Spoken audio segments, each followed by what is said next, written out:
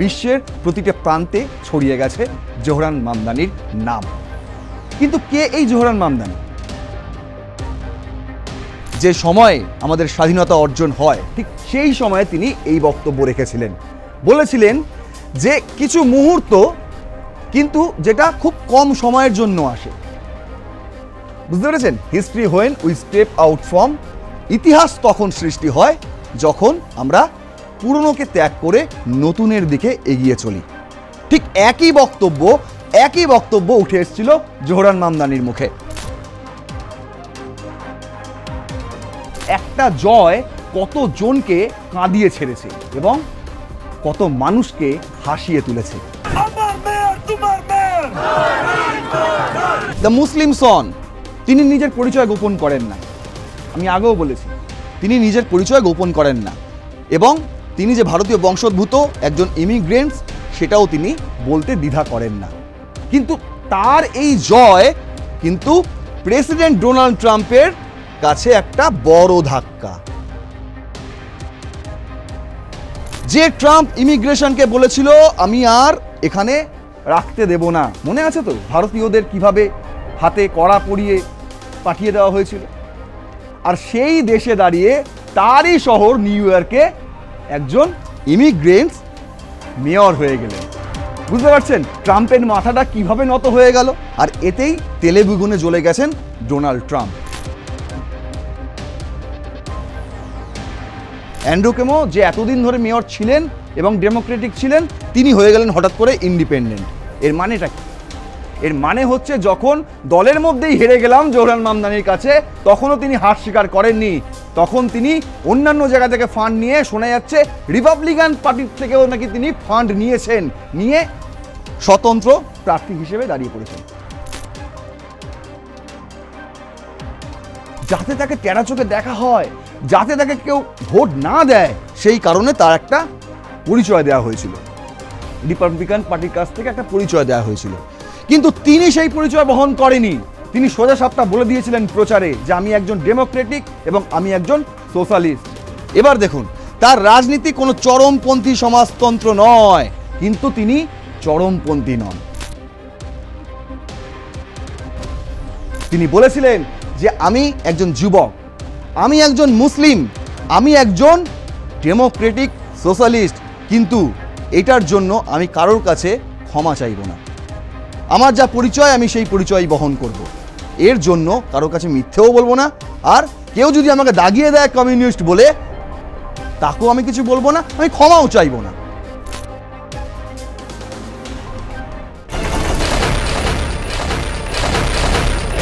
New York, 90 লক্ষেরও বেশি মানুষ এই শহরে বাস করে। এই শহরেই রয়েছে দ্য ওয়াল স্ট্রিট, আর এই শহরেই রয়েছে ইউএনের সদর দফতর। 123 জন বিলিয়নিয়ার এই শহরে বাস করে, আর এই শহরেই রয়েছে স্ট্যাচু অফ লিবার্টি। এবার এই শহরের কামান এনার হাতে উঠে পড়ল। এনার নাম জোহরান মামদানি। 1 বছর আগেও তাকে সেভাবে কেউ চিনতেন না, কিন্তু আজ এনার নাম শুধুমাত্র নিউ ইয়র্কে নয়, শুধুমাত্র আমেরিকাতে নয়, বিশ্বের প্রতিটা প্রান্তে ছড়িয়ে গেছে জোহরান মামদানির নাম। কিন্তু কে এই জোহরান মামদানি? এতদিনে আপনারা জেনে গেছেন তিনি একজন ভারতীয় বংশোদ্ভূত মুসলিম এবং প্রথম দক্ষিণ এশিয়ান একজন ব্যক্তি যিনি নিউ ইয়র্কের মেয়র হলেন। 1 জানুয়ারি তার শপথ গ্রহণ। কিন্তু এখনো পর্যন্ত এনার সম্পর্কে অনেক কিছুই অজানা। কি করতেন তিনি, কোথায় ছিলেন, কোথায় জন্ম, কিভাবে উঠে আসা, যাকে 1 বছর আগেও আপনারা চিনতেন না, আজ তারই জয় জয়গান হচ্ছে নিউ ইয়র্ক সহ গোটা আমেরিকায়। তাহলে চলুন আজকে সেই রহস্যই উদ্ঘাটন করি। সে কারণেই আজকের রণক্ষেত্রের আমাদের headlines, new York the Mamdani story. হ্যাঁ, এটা স্টোরিই বটে, একটা রূপকথার গল্প, যে রূপকথার গল্প বাস্তবে ঘটে চলেছে। আজ সেটাই আপনাদের জানাবো আজকের এই এপিসোডে। শুরু করছি আমি নারায়ণ। দেখুন, প্রথম স্লাইডে রেখেছি আমি দ্য হিন্দুর সেই বিখ্যাত হেডলাইন, দুর্দান্ত যে headline, Democrat Zohran Mamdani creates history, ইতিহাস সৃষ্টি করেছেন তিনি। প্রথম মুসলিম এবং প্রথম দক্ষিণ এশিয়ান মেয়র হচ্ছেন নিউ ইয়র্কের। এই হচ্ছেন জোহরান মামদানি, আর ইনি তার মা। তার মায়ের পরিচয় দেবো, বাবার পরিচয় দেবো এবং তার যে বর্তমান স্ত্রী তার পরিচয়ও দেবো, সঙ্গে তিনি আসলে কে সেই পরিচয়টাও আপনাদের দেব। কিন্তু তার আগে তার ভিক্টরি যে বক্তৃতা, জয়ের পর যে প্রথম ভাষণ তিনি দিয়েছিলেন সেটা আপনাদের কাছে তুলে ধরি এই স্লাইডটাতে। সেখানে তিনি জওহরলাল নেহরুকে আবার নতুন করে প্রাসঙ্গিক করে তুলেছেন। কিভাবে দেখুন, in Mamdani's New York win India's Nehru finds an echo. বলছে তিনি এই ভাষণটা দিয়েছেন জয়ের পর, a movement comes but rarely in history when we step out from the old to the new। এই যে লাইনটি, এই লাইনটি আসলে জওহরলাল নেহরুর বলা। যখন 1947 সালের মিডনাইট স্পিচ দেন তিনি, যে সময়ে আমাদের স্বাধীনতা অর্জন হয়, ঠিক সেই সময়ে তিনি এই বক্তব্য রেখেছিলেন। বলেছিলেন যে কিছু মুহূর্ত কিন্তু যেটা খুব কম সময়ের জন্য আসে। বুঝতে পেরেছেন? History when we step out from, ইতিহাস তখন সৃষ্টি হয় যখন আমরা পুরনোকে ত্যাগ করে নতুনের দিকে এগিয়ে চলি। ঠিক একই বক্তব্য উঠে এসেছিল জোহরান মামদানির মুখে। তিনি স্মৃতিচারণ করেছিলেন জওহরলাল নেহরুর। জওহরলাল নেহরু এই শব্দটাও কিন্তু উঠে এসেছিল তার মুখে। কোথায়? নিউ ইয়র্কে।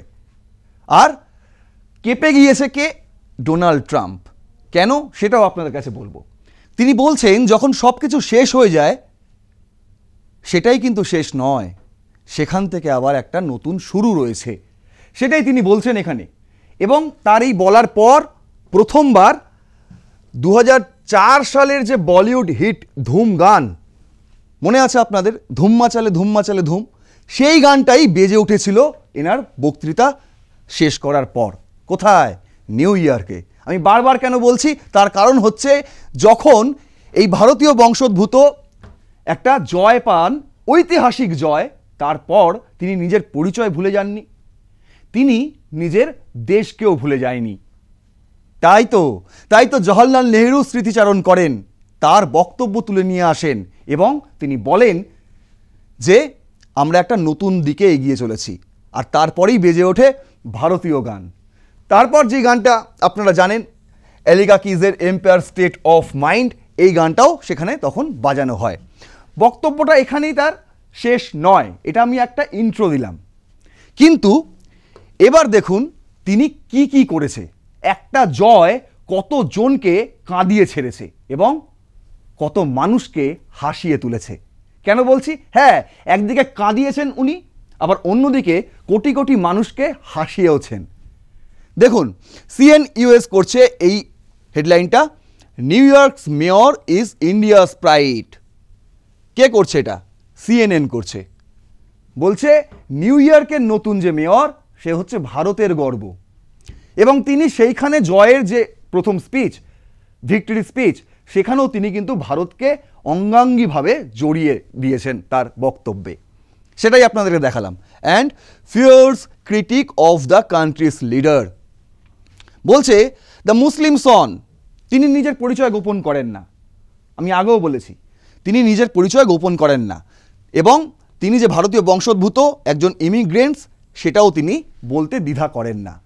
কিন্তু তার এই জয় কিন্তু প্রেসিডেন্ট ডোনাল্ড ট্রাম্পের কাছে একটা বড় ধাক্কা। কেন বলছি বড় ধাক্কা? দেখুন CNN করছে, বলছে যে ট্রাম্প ইমিগ্রেশনকে বলেছিল আমি আর এখানে রাখতে দেব না, মনে আছে তো ভারতীয়দের কিভাবে হাতে কড়া পরিয়ে পাঠিয়ে দেওয়া হয়েছিল।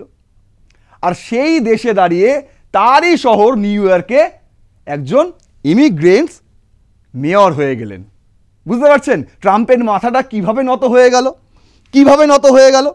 এই যে দেখুন 11/11 পর ডোনাল্ড ট্রাম্প একটা দেশের মধ্যে মুসলিম বিদ্বেষ একটা ছড়িয়ে দেওয়ার চেষ্টা করেছিলেন।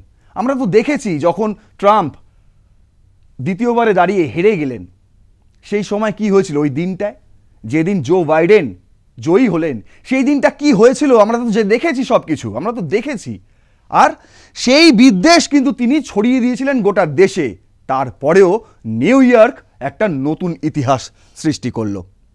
কেন বলছি? দেখুন তার যে এই জয়, তার যে এই সাফল্য, এই সাফল্য কিন্তু 8,000 মাইল দূরে আমাদের এই দেশেও এসে পৌঁছচ্ছে। আমাদের দেশেরও অনেকেই কিন্তু এতে উৎফুল্ল হচ্ছে যে একজন ভারতীয় বংশোদ্ভূত তিনি এবার নিউ ইয়র্কের মেয়র হয়ে গেলেন। আমার মেয়র তোমার মেয়র, আমার মেয়র তোমার মেয়র। গর্বের বিষয়, অবশ্যই গর্বের বিষয়, কিন্তু ট্রাম্প তারপরেও থেমে নেই, মাথা তো নত হয়েইছে, তারপরেও ছাড়বেন না। তিনি বলছেন, দ্য হিন্দু করেছে দেখুন, Trump Sage Zohran Mamdani must work with Washington or risk losing support. যদি ওয়াশিংটনের সঙ্গে মিলেমিশে কাজ না করেন তাহলে তিনি নাকি সমর্থন হারাবেন, এমনটাই বক্তব্য ডোনাল্ড ট্রাম্পের। কি বলছেন তিনি? US president Donald Trump said on Wednesday that New York City Mayor-elect Zohran Mamdani should seek a fresh relationship with Washington. Fresh relationship রাখতে হবে, একদম ফ্রেশ, যাতে তাতে কোনো খাদ না থাকে, এমনটাই বক্তব্য ডোনাল্ড ট্রাম্পের। যদি না হয়, এটা কিন্তু ওয়ার্নিং, তিনি বলছেন আমি ওয়ার্নিং দিচ্ছি, warning that mister Mamdani stand to lose a lot if he fails to cooperate.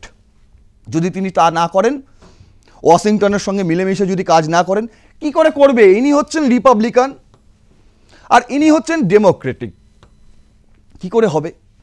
কি করে হবে আমি জানি না, কিন্তু যেহেতু একটা প্রশাসনের ব্যাপার আছে, ইনি প্রেসিডেন্ট আর ইনি হচ্ছেন নিউ ইয়র্কের মেয়র হবেন। শপথ এখনও নেননি, কিন্তু তিনি জয়ী হয়ে গিয়েছেন, আর এতেই তেলে বেগুনে জ্বলে গেছেন ডোনাল্ড ট্রাম্প। বলছে ওয়াশিংটনের সঙ্গে মিলেমিশে কাজ করতে হবে, না হলে অন্যথায় কোনো রকম সমর্থন পাবে না, কিচ্ছু পাবে না, তুমি তোমার মতন কাজ করবে। আরে যে লোকটি, আমি বলছি আস্তে আস্তে খোলসা করছি আপনাদের, আরে যে ব্যক্তি শূন্য থেকে শুরু করে আজকে নিউ ইয়র্কের মেয়র, তিনি আর কোন হুমকিতে ভয় পাবেন? তাই না? তাকে তো কম হুমকি দেওয়া হয়নি। দেখুন এই স্লাইডটাতে আপনাদের দেখাচ্ছি যে কত রকম চ্যালেঞ্জ এসেছিল তার কাছে, কত রকম চ্যালেঞ্জ। গার্ডিয়ান লিখেছে যে 24শে জুন মেয়র সিলেকশনের জন্য ডেমোক্রেটিক পার্টি যেটা রয়েছে, ডেমোক্রেটিক যে পার্টি, সেই পার্টির মধ্যে একটা ইলেকশন হয়, আপনারা জানেন। রিপাবলিক পার্টির মধ্যেও একটা ইলেকশন হয়, যে দুটো দলের মধ্যেই একটা ইলেকশন হয় যে কে প্রার্থী হবে। এই দলের কে প্রার্থী হবে তার জন্য নিজেদের মধ্যে একটা ইলেকশন হয়, এই দলের কে প্রার্থী হবে তার জন্য একটা নিজেদের মধ্যে ইলেকশন হয়। সেই ইলেকশনে জোহরান মামদানি কিন্তু হারিয়ে দিয়েছিলেন তাদের অন্য একজন প্রার্থীকে, যিনি, তার নাম কি ছিল? অ্যান্ড্রু কুমো। হারিয়ে দিয়েছিলেন ইলেকশন। তিনি ডেমোক্রেটিক দলের পদপ্রার্থী হিসেবে তখন থেকেই প্রচারে নেমে পড়েছিলেন, কিন্তু তারপরেও তাকে বিভিন্ন চ্যালেঞ্জের মুখোমুখি হতে হয়েছে। দেখুন এই যে আমি তুলে ধরেছি ভোটের ফলাফল, যে ভোটের ফলাফলেও কিন্তু এই অ্যান্ড্রু কুমো রয়েছে। কেন? তার তো থাকার কথা নয়। যেখানে জোহরান মামদানি প্রার্থী, সেখানে তিনি আবার কেন প্রার্থী? দেখুন এখানে কি সুন্দর লিখেছে, এখানে ডেমোক্রেটিক প্রার্থী হচ্ছেন জোহরান মামদানি, আর অ্যান্ড্রু কুমো এবং ডেমোক্রেটিক ছিলেন, তিনি হয়ে গেলেন হঠাৎ করে ইন্ডিপেন্ডেন্ট। এর মানেটা কি? এর মানে হচ্ছে যখন দলের মধ্যেই হেরে গেলাম জোহরান মামদানির কাছে, তখনও তিনি হার স্বীকার করেননি, তখন তিনি অন্যান্য জায়গা থেকে ফান্ড নিয়ে, শোনা যাচ্ছে রিপাবলিকান পার্টির থেকেও নাকি তিনি ফান্ড নিয়েছেন, নিয়ে স্বতন্ত্র প্রার্থী হিসেবে দাঁড়িয়ে পড়েছেন। তার একটাই লক্ষ্য ছিল যে জোহরান মামদানিকে হারাতে হবে। কিন্তু কেন? শোনা যাচ্ছে নাকি ডোনাল্ড ট্রাম্পও এনাকেই সাপোর্ট করছিলেন। তাই জন্য দেখুন ফলাফলটা দেখুন, এই হচ্ছে রিপাবলিকান ক্যান্ডিডেট কার্টিস সিলভা, ঠিক আছে? এনার ভোট মাত্র 7.1%, আর যিনি ইন্ডিপেন্ডেন্ট তিনি ভোট পেয়েছেন, প্রাপ্ত ভোট 41.6%। বুঝতে পারছেন? তাহলে বোঝাতে পারলাম কিছু? এইখানেই কিন্তু সমর্থন তার রিপাবলিকান যে পার্টি, সেই পার্টির সমর্থন কিন্তু এনার সঙ্গেই গেছে, এই অ্যান্ড্রু কুমো এনার সঙ্গেই গেছে।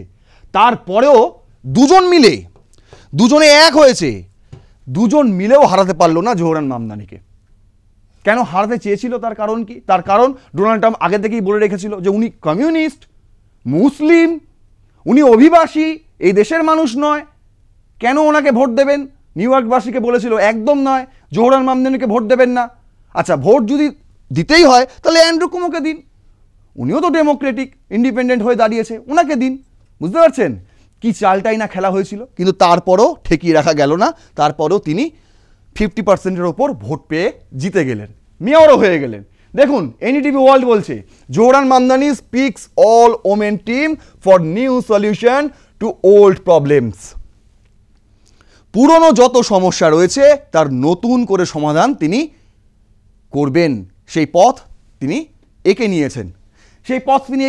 তার জন্য তিনি কি করেছেন, যত তার মহিলা সমর্থকরা রয়েছে তাদেরকে নিয়ে একটা টিম করেছেন। তিনি বলছেন যে তিনি যখন 1 তারিখে শপথ নেবেন তার মাঝখানে এখনো বাকি রয়েছে 57টা দিন। এই 57টা দিনে তিনি বাকি যে কাজগুলো রয়েছে সেগুলোও সেরে ফেলবেন। তিনি কি বলছেন দেখুন, in the coming months I and my team will build a city hall capable of delivering on the promise of this campaign, Mamdani said at a press conference in Queens. As per The Guardian, we will form an administration that is equal parts capable and compassionate, driven by integrity and willing to work just as hard as the millions of New Yorkers who call this city come. প্রচুর স্বপ্ন রয়েছে তার এবং প্রচারেও সেই সমস্ত স্বপ্ন তিনি সাধারণ মানুষকে দেখিয়েছেন, নিউ ইয়র্কবাসীকে দেখিয়েছেন এবং সাধারণ মানুষও তাকে বিশ্বাস করেছে। এবার আসি তার যে প্রচার, কিভাবে তিনি প্রচার করেছিলেন সেই বিষয়ে। দেখুন এখানে দ্য গার্ডিয়ান একটা সুন্দর হেডলাইন করেছে, the how Mamdani build an unstoppable force that won over New York. আপনাদের বললাম না, তিনি জানেন যে রিপাবলিকান আমাদের প্রতিদ্বন্দ্বী, কিন্তু তিনি এটা জানেন না যে অ্যান্ড্রু কুমো তার প্রতিদ্বন্দ্বী। আরে দলের মধ্যেই তার অনেক প্রতিদ্বন্দ্বিতা রয়েছে, তাই তো লিখেছে যে আনস্টপেবল ফোর্স। ডোনাল্ড ট্রাম্প এই মুহূর্তে আমেরিকায় ডোনাল্ড ট্রাম্পের কথা ছাড়া কিচ্ছু হয় না।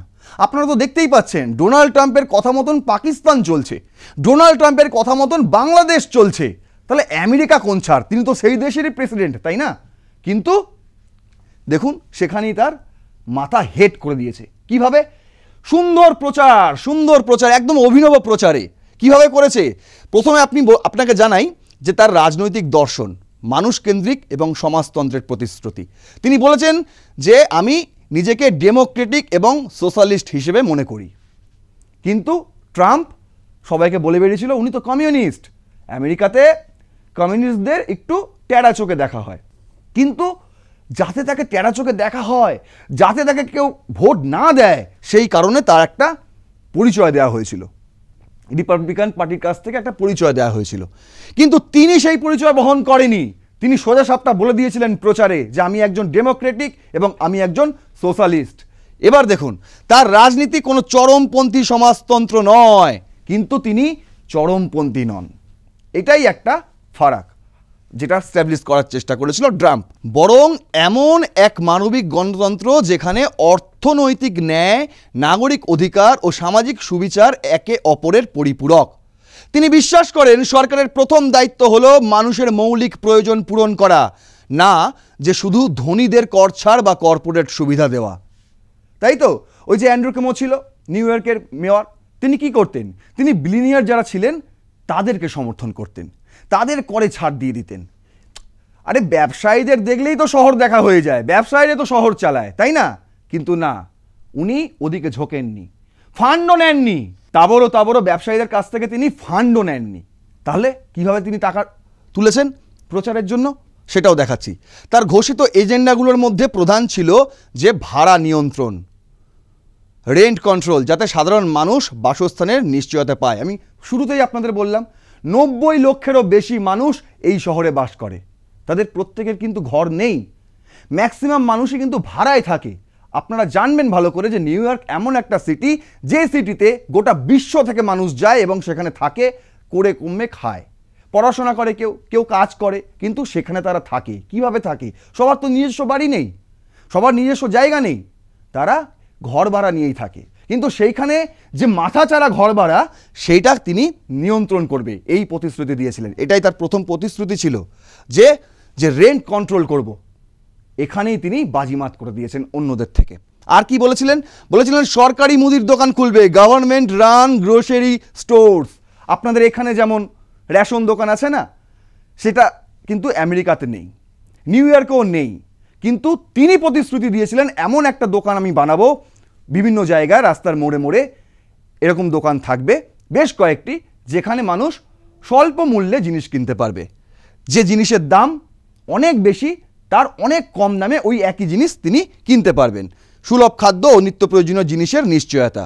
শুধু খাদ্য নয়, আপনার যে নিত্য প্রয়োজনীয় জিনিস বাড়ির জন্য লাগে, প্রতিদিনের জন্য লাগে, এরকম প্রত্যেকটা জিনিস কিন্তু ওই মুদির দোকানে থাকবে, এই প্রতিশ্রুতি তিনি দিয়েছিলেন প্রচারে। আর কি বলেছিলেন? দ্রুত সস্তা পরিবহন, fast and cheap public transport. স্বাভাবিকভাবেই যে বললাম, বিশ্বের বিভিন্ন প্রান্ত থেকে মানুষ গিয়ে সেখানে থাকে এবং তারা ভাড়া থাকে, এবং ভাড়ার জায়গা, যে বাড়িতে ভাড়া থাকে সেখান থেকে তো কর্মস্থলে যেতে হয় তাদের, কিংবা স্কুল কলেজে যেতে হয় তাদের। কিভাবে যাবে? তারা তো পাবলিক ট্রান্সপোর্টেই যায়। কিন্তু এই পাবলিক ট্রান্সপোর্ট নিউ ইয়র্কের ভাড়া প্রচুর, যেটা সাধারণ মানুষ, আমাদের যদি ভারতীয় কেউ একটা সাধারণ পরিবার, যদি ভারতের একটা সাধারণ পরিবার থেকে কেউ গিয়ে সেখানে পড়াশোনা করে কিংবা চাকরি করে, তার পক্ষে কিন্তু সম্ভব নয় এই যে ট্রান্সপোর্ট, বিশাল একটা হেভি ভাড়া, সেটা বহন করা সম্ভব নয়। তার জন্য তাকে, যদি চাকরি করে, প্রচুর বেতন তাকে পেতে হবে, আর যদি পড়াশোনা করে তো তার পক্ষে সম্ভবই নয়।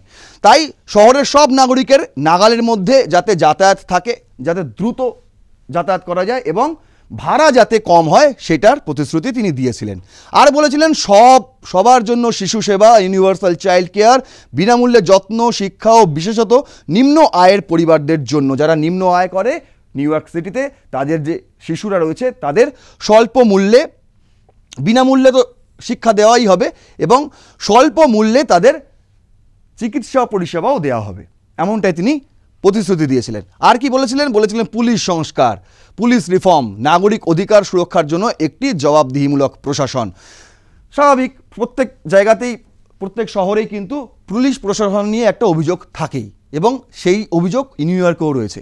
সেটাকেও তিনি বলেছিলেন যে এটাকেও মিটিয়ে দেবো যদি আমি ক্ষমতায় আসতে পারি, যদি আমি জয় আনতে পারি আপনাদের জন্য। আর এতেই মানুষ গলে গেছে, আর ঐতিহাসিক জয় পেয়ে গেছেন জোহরান মামদানি। আর কি করেছিলেন দেখুন, তিনি প্রচারের নতুন ধারা তৈরি করেছিলেন। কি করেছিলেন? জোহরান মামদানি প্রচার কৌশল ছিল একেবারেই নতুন ধারার, গ্রাউন্ড কানেকশন আর ডিজিটাল এঙ্গেজমেন্ট এর যুগল মেলবন্ধন ছিল। তিনি রাস্তায় চলে যেতেন, রাস্তায়, ওয়াল স্ট্রিটের যে রাস্তা, সেই রাস্তায় তিনি হাঁটতেন হাতে একটা বুম নিয়ে, সাধারণ মানুষের সঙ্গে কথা বলতেন, গিয়ে যারা বিশেষ করে কালো চামড়ার, শুনতে খারাপ লাগলেও এটাই বাস্তব, যারা বিশেষ করে কালো চামড়ার এবং পিছিয়ে পড়া শ্রেণীর মানুষ, তাদেরকে তিনি খুঁজে খুঁজে ধরতেন সেই বুম, এবং প্রশ্ন করতেন, বলতেন আপনার কি সমস্যা, বলুন আমাকে, কোনটা করলে আপনারা এখানে ভালোভাবে থাকতে পারবেন সেটাও বলুন আপনাদের। এই ভিডিও তিনি তৈরি করে সোশ্যাল মিডিয়ায় আপলোড করতেন, আর সেই ভিডিও ছড়িয়ে যেত প্রত্যেকের কাছে। যেহেতু নিউ ইয়র্ক বিশ্বের বিভিন্ন দেশ থেকে সেখানে মানুষ যায়, তাই বিভিন্ন ভাষাভাষীর মানুষ নিউ ইয়র্কে থাকেন, এবং তাদের সঙ্গে 1-to-1 কানেক্ট করার জন্য তিনি এই পন্থা অবলম্বন করেছিলেন। দেখুন, তিনি শুধুমাত্র বক্তৃতা বা বিজ্ঞাপনের ওপর নির্ভর করেননি। শহরের রাস্তাঘাট, ক্যাফে, ট্রেন স্টেশন, সর্বত্র মানুষের সাথে সঙ্গে বসে কথা বলেছেন। পার্কে বসে যেতেন, ধরুন কয়েকজন মিলে আড্ডা মারছে পার্কে, তাদের মাঝখানে গিয়ে তিনি বসে যেতেন, গিয়ে বলতেন, বলুন আপনাদের কি সমস্যা, আমি মেয়র হতে চলেছি, আমি ডেমোক্রেটিক প্রার্থী, আমি যদি জিতে যাই তাহলে আপনাদের সমস্যা সমাধান করার চেষ্টা করব। বুঝতে পেরেছেন?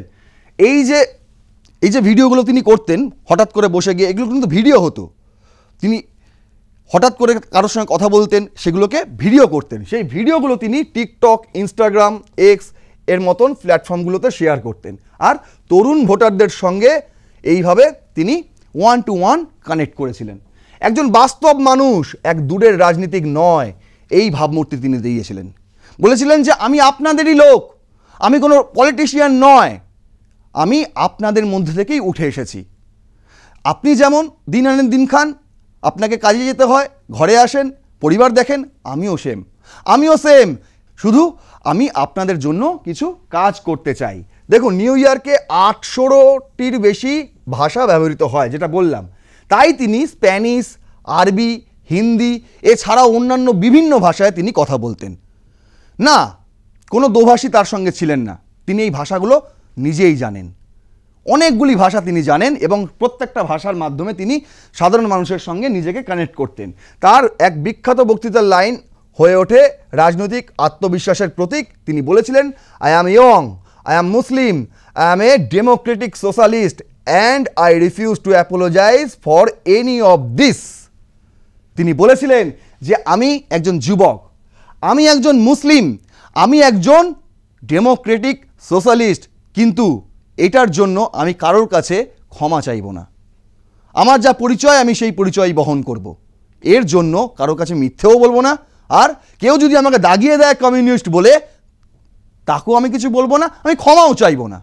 আমি মুসলিম, হতেই পারে আমি মুসলিম, তাতে কি যায় আসলো? কি যায় আসলো তাতে?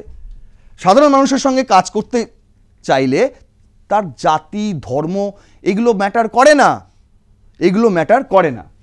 এই লাইন আমেরিকার রক্ষণশীল রাজনীতির বিরুদ্ধে প্রতিবাদের প্রতীক হয়ে দাঁড়ায়। একজন মুসলিম অভিবাসী ও তরুণ হিসেবে তিনি নিজেকে লুকিয়ে না রেখে গর্বের সঙ্গে তুলে ধরেন, যা যুক্তরাষ্ট্রের রাজনৈতিক ইতিহাসে এক বিরল দৃষ্টান্ত। নিজেকে অনেকেই বলে আমি পণ্ডিত, আমি রাজনীতিবিদ, মানে আমি বিশাল পণ্ডিত, আমি অনেক কিছু জানি, আমার বয়স জানেন না, এইসব তিনি বলেননি কখনো। এইসব তিনি প্রচারের কোনো রকম কৌশলই ব্যবহার করেননি। তিনি তাই বলেছেন সাধারণ মানুষকে। এবার দেখুন তার যে জীবনী, তার কি পরিচয়, কোথা থেকে তিনি উঠে এসছেন, সেটা আপনাদের সামনে খোলসা করছি। দ্য গার্ডিয়ান করছে, who is Zohran Mamdani, New York's democratic socialist new mayor. এই হচ্ছে তার স্ত্রী, আর ইনি হচ্ছেন জোহরান। দেখুন বলছে উগান্ডার কাম্পালায় তার জন্ম, বেড়ে ওঠা ভারতীয় বংশোদ্ভূত বাবা মায়ের সন্তান। 7 বছর বয়সে তিনি পরিবার সহ যুক্তরাষ্ট্রের নিউ ইয়র্ক সিটিতে চলে আসেন। তার যখন 7 বছর বয়স তখন তিনি বাবা মার সঙ্গে উগান্ডা থেকে নিউ ইয়র্কে আসেন। তার জন্ম কিন্তু উগান্ডায়, ঠিক আছে। তার মা বিখ্যাত চলচ্চিত্র নির্মাতা মীরা নায়ার, তিনিও ভারতীয় বংশোদ্ভূত, এবং তার বাবা মাহমুদ মামদানি, তিনিও ভারতীয় বংশোদ্ভূত, এবং তিনি কি করতেন, কলম্বিয়া বিশ্ববিদ্যালয়ের অধ্যাপক ছিলেন জোহরানের বাবা। মামদানি নিউ ইয়র্কের public school Bronx high school of সায়েন্সে পড়াশোনা করেন, যেখানে তিনি স্কুলের প্রথম ক্রিকেট দলটি সহ প্রতিষ্ঠা করেন। এবং এই স্কুলে যখন তিনি পড়াশোনা করতেন তখন কোনো ক্রিকেট টিম ছিল না। তার উদ্যোগে একটি ক্রিকেট টিম বানানো হয়। তিনি খেলতেও ভালোবাসেন, শুধু ক্রিকেট নয়, ক্রিকেট ছাড়া আরও অনেক খেলায় তিনি ভালোবাসেন এবং খেলেনও, এখনও খেলেন। পরে তিনি বোর্ডউইন কলেজে আফ্রিকানা স্টাডিজ নিয়ে স্নাতক ডিগ্রি অর্জন করেন 2014 সালে। সেখানে তিনি কলেজের প্রথম students for justice in Palestine অধ্যায়টি প্রতিষ্ঠা করেন। এর জন্য তাকে অনেক গালিগালাজও শুনতে হয়েছিল, অনেক টিপ্পণীও এসেছিল তার বিরুদ্ধে। তিনি দমে থাকেননি, আজও তিনি দমেননি। ডোনাল্ড ট্রাম্প, রিপাবলিকান পার্টি তাকে কিভাবে চেপে ধরেছিল, তারপরেও তিনি সবাইকে সরিয়ে দিয়ে নিজের জায়গা, নিজের রাস্তা পরিষ্কার করে তিনি আজ মেয়র। 1 জানুয়ারি তার শপথ গ্রহণ। তিনি 2018 সালে মার্কিন নাগরিকত্ব লাভ করেন। 2018 সালে এসেছিলেন কবে? যখন তার 7 বছর বয়স ছিল। আর 2018 সালে তিনি নাগরিকত্ব পান আমেরিকার। বুঝতে পারছেন? এরপর থেকেই তিনি আমেরিকাকে নিয়ে ভাবতে শুরু করেন, কিভাবে এই সমাজটাকে বদলানো যায়, কিভাবে দুর্নীতি থেকে ভালো জায়গায় আনা যায় সরকারকে, কিভাবে সামাজিক মাধ্যমগুলোকে ব্যবহার করা যায় যে আরও যে সিভিক সোসাইটি সেটাকে উন্নত করার জন্য। এগুলো তিনি তখন থেকেই কল্পনায় ছিল তার। রাজনীতিতে প্রবেশের আগে মামদানি একজন কমিউনিটি অর্গানাইজার এবং ফ্লোর ক্লোজার প্রিভেনশন কাউন্সিলর হিসেবে কাজ করেছেন।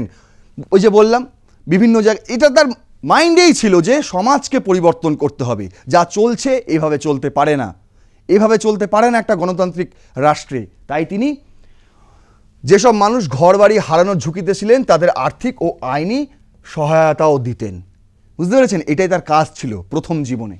তারপর 2020 সালের নভেম্বরে তিনি নিউ ইয়র্ক স্টেট অ্যাসেম্বলির 36তম জেলা থেকে নির্বাচিত হন।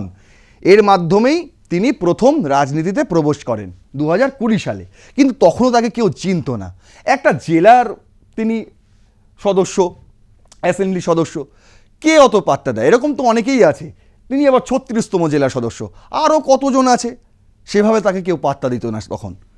কিন্তু প্রথম দক্ষিণ এশীয় বংশোদ্ভূত পুরুষ, প্রথম উগান্ডা জন্ম নাগরিক এবং মাত্র 3 জন মুসলমানের একজন যারা নিউ ইয়র্ক স্টেট অ্যাসেম্বলিতে নির্বাচিত হয়েছিলেন সেই সময় 2020 সালে। 3 জন মুসলিম ছিল, তার মধ্যে তিনিও একজন ছিলেন। আর 2021 সালে তিনি সিরীয় মার্কিন শিল্পী, ইলাস্ট্রেটর ও সিরামিক আর্টিস্ট রামা দুয়াজির সঙ্গে এক ডেটিং অ্যাপে পরিচিত হন, তারপর চলতি বছরে নিউ ইয়র্ক সিটি হলে তার ছোট অনুষ্ঠানে একটি বিয়ে হয়। এই হচ্ছে তার স্ত্রী। জয়ের পর সেই স্টেজ, যে স্টেজে স্ত্রীও ছিলেন, মাও ছিলেন, কাউকে তিনি ভোলেননি। এই হচ্ছে তার পরিচয়। বুঝতে পারছেন কোথা থেকে উঠে এসে আজ তিনি কোথায় গিয়ে পৌঁছেছেন? কত ঝড়ঝাপটা, কত চ্যালেঞ্জ তার কাছে এসছে, তিনি কাউকেই কিচ্ছু মনে করেননি। তার যে জেদ, অদম্য জেদ এবং সাহসিকতা আর যে মানসিকতা এই সামাজিক বিষয়ে, সেটাকে নিয়েই তিনি এগিয়ে গিয়েছেন। কারোর কাছে মাথা নত করেননি, নিজের পরিচয় লোকাননি, আর কখনো বলেননি যে আমি অভিবাসী, আমি ইমিগ্রেন্টস। তিনি নিজেকে মার্কিনী বলেই পরিচয় দেন। এতদিনে বিভিন্ন ভিডিও দেখে আপনারা জেনে গিয়েছিলেন যে জোহরান মামদানি আসলে কে, কিন্তু তার যেই গোপন পরিচয়, যে পরিচয় এখনো পর্যন্ত কেউ জানাননি, সেই পরিচয় আপনাদের সামনে আমি তুলে ধরলাম। বলুন এবার, এটা একটা যে কোনো রূপকথার গল্পকে হার মানাবে কিনা? আর তাই তো আমি নাম দিয়েছি দ্য মামদানি স্টোরি। এই স্টোরি আর একটা মানুষকে, আরও শত শত মানুষকে প্রেরণা যোগায়, অনুপ্রেরণা দেয় যে একদিন আপনিও কিছু করতে পারবেন। যদি সৎ মানসিকতা আর মনে সাহস থাকে, তাহলে যে কোনো অসম্ভবকে সম্ভব করা যেতেই পারে। আজকের এই এপিসোড থেকে আপনাদের এটাই মূল্যায়ন হিসেবে তুলে ধরার চেষ্টা করলাম। কেমন লাগলো অবশ্যই জানাবেন কমেন্টে, এবং ভিডিওটি ভালো লাগলে শেয়ার করবেন বন্ধুবান্ধবদের সঙ্গে, লাইক করবেন, সঙ্গে থাকবেন, দেখতে থাকবেন রণক্ষেত্র। জয় হিন্দ, বন্দে মাতারাম।